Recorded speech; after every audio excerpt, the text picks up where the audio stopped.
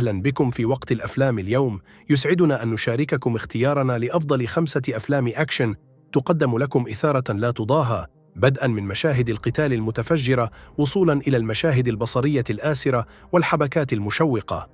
الضوء الأسود رقم 5 كان من نصيب. فيلم الضوء الأسود هو فيلم إثارة وحركة من إنتاج عام 2022، يتتبع قصة ترافيس بلوك، عميل حكومي ماهر ومحارب قديم في حرب فيتنام، يعمل وسيطاً لدى مكتب التحقيقات الاتحادي FBI، متخصصاً في انتشال العملاء السريين من المواقف الخطرة.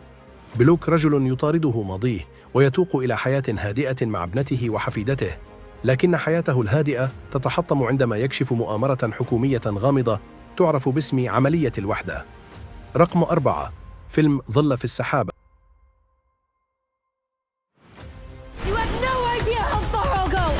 Shadow in the Cloud هو فيلم رعب وأكشن لعام 2020، تدور أحداثه خلال الحرب العالمية الثانية، ويركز على ضابطة الطيران ماغاريت التي تؤدي دورها كلوي غريس موريتز في أغسطس 2043.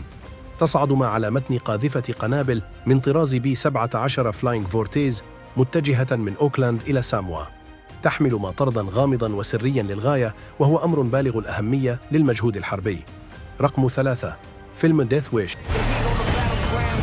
هو فيلم أكشن وإثارة من إنتاج عام 2018، يتناول قصة الدكتور بول كيرزي، جراح صدمات مرموق ينقذ الأرواح يومياً ويعيش حياة هادئة مع زوجته لوسي وابنتهما جوردان.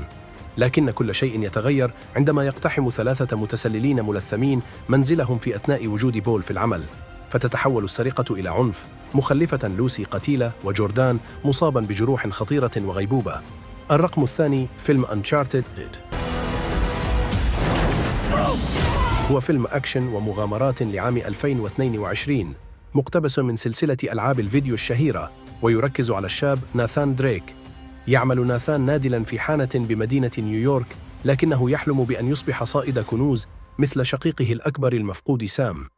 عندما تظهر قطعة أثرية غامضة، ينجذب ناثان إلى مهمة محفوفة بالمخاطر، والتي تعد باكتشاف كنز أسطوري مرتبط بالمستكشف فرديناند ميلين. يتعاون ناثان مع فيكتور سوليفان، وهو مستكشف محنك ومخادع إلى حد ما. صائد الكنوز الذي يصبح مرشده وشريكه يدرك إمكانيات ناثان، يتتبعان معا أدلة مخفية في سلسلة من القطع الأثرية التاريخية التي تقودهما من نيويورك إلى برشلونة. لا لوغان هو فيلم أبطال خارقان صدر عام 2017، تدور أحداثه في عام 2029.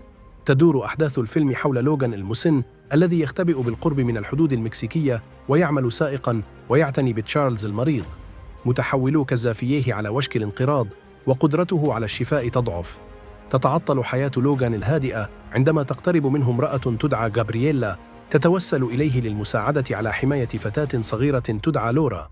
تدعي غابرييلا أن لورا تطارد وتحتاج إلى نقلها إلى ملاذ آمن يدعى إيدن في داكوتا الشمالية. يقبل لوغان العرض على مضض، لكنه سرعان ما يكتشف أن لورا ليست طفلة عادية، فقد خلقت في مختبر باستخدام حمض لوغان النووي. وينتهي كل شيء اليوم، لذلك لا تنسوا الاشتراك في القناة ودعمي بالإعجابات والتعليقات وداعاً.